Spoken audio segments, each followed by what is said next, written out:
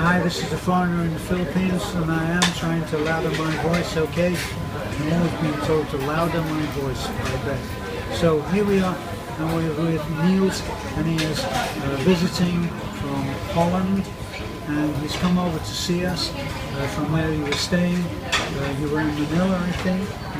And then Niels is doing the right thing that I always recommend on our channel of coming here before he commits to living in any one given place. So Neil, how are you finding it here now?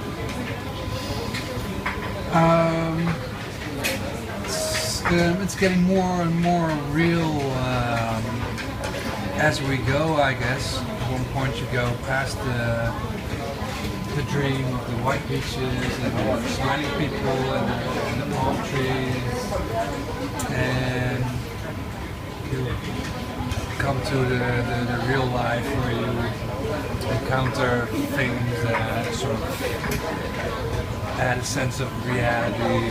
There's a good deal of bureaucracy here, and all these little things that make life completely different than yeah, there's a different way of doing things. So you're not actually looking for the white beaches, you're looking at real life now? Yeah. Literally speaking, I'm looking for a place here. Thank you. To start my own project.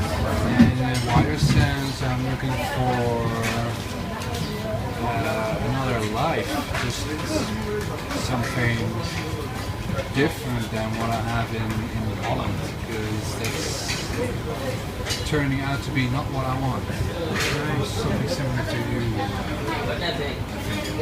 So you're looking to come in and actually start a business, maybe doing, you said, on container homes.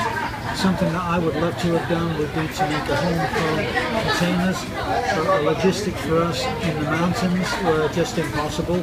But because Niels is looking at starting afresh, he could do his business from a place that he could choose, knowing that he was going to do that kind of business. So the logistics for you would be pre-arranged. You would know how you were going to go. At this moment, I'm actually shopping around for a piece of land, but it is a project that involves several ideas that I want to do, and the container homes is one of them. I would like to grow food as well.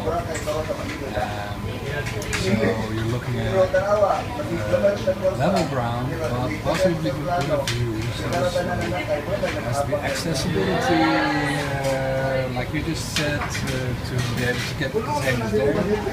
So the truck doesn't roll or slide down the hill like you saw in the other video. Like in our video.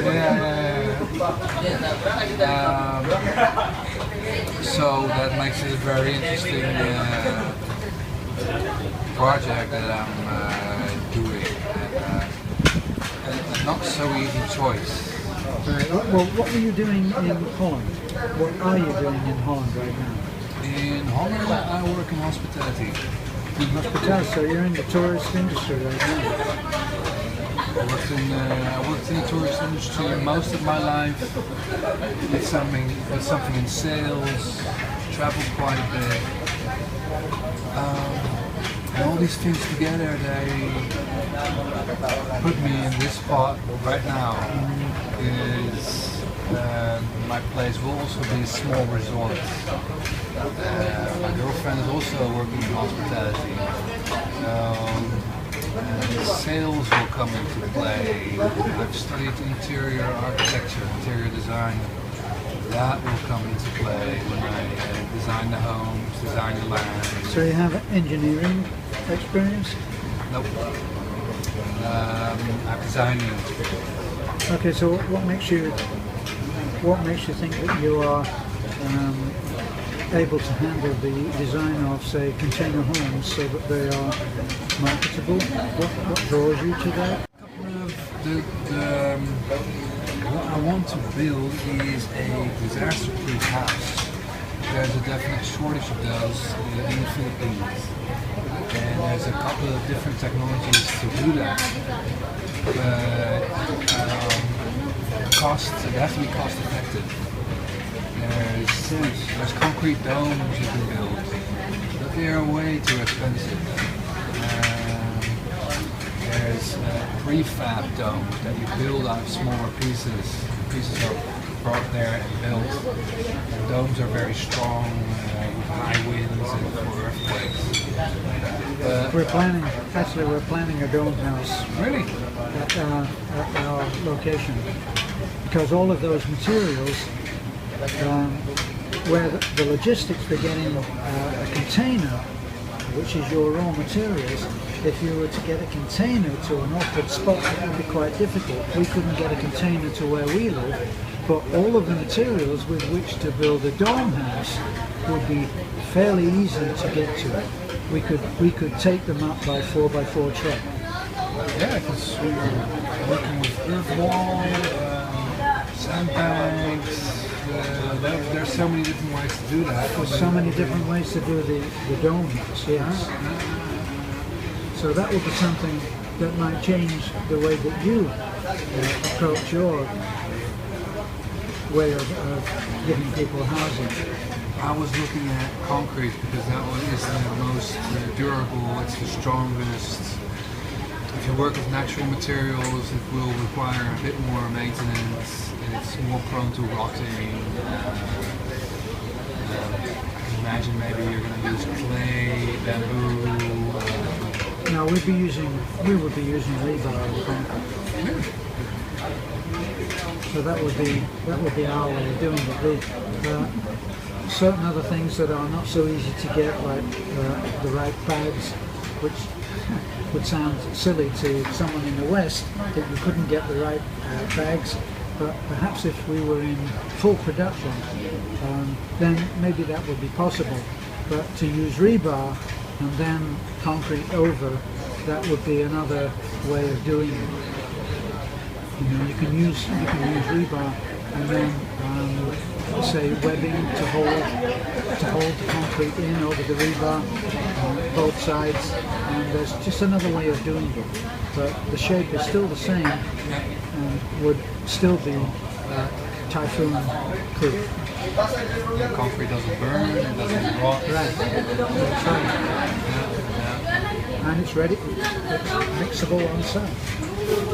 It's not the most ecologically sound, but luckily the durability of the project itself offsets that. I think so. And you wouldn't be using other natural materials, natural raw materials like wood, cutting down trees and stuff like that. It would be, yeah. You have to keep in touch. Yes, most definitely interested in that project. We must do that. I might even help you. Because I have to bridge a 2-month period in the future anyway, 59 days. Mm-hmm. So your plans right now are to return to...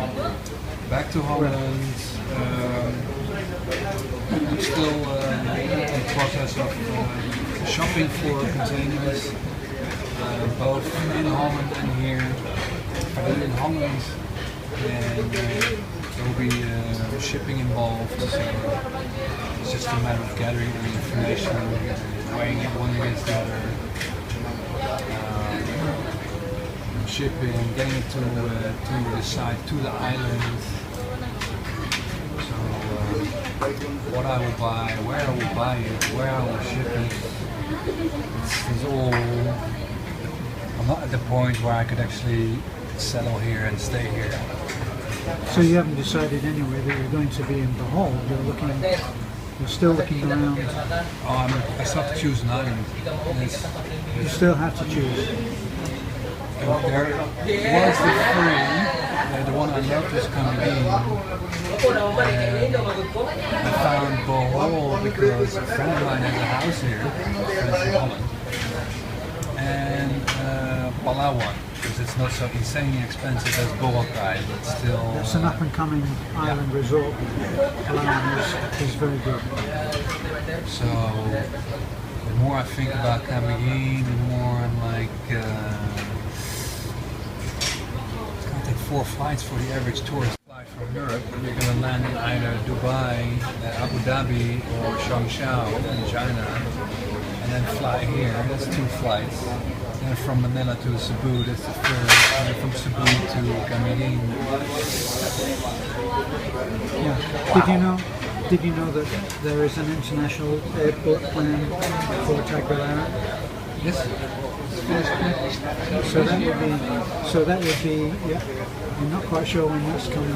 It's coming. That is coming. I'm not so happy. I'm not so happy with that myself, but because it opens up the island to even greater development, which you're ahead of the curve. So that's something. well, yeah, and it's not going to reach us. Well, if it ever does, because we're high in the mountains of Wales. Well, you can use it if you're ahead of the wave. You can sort of anticipate what's going to happen, which is why I am considering Bohol.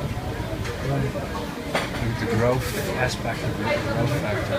Yeah. Well, we're going to take you around soon and show you a couple of things that we've been involved in, the charitable things that we've done for people in need. So right now we'll say goodbye to the foreigner in the Philippines. Thanks for looking in. We hope for you to see us soon.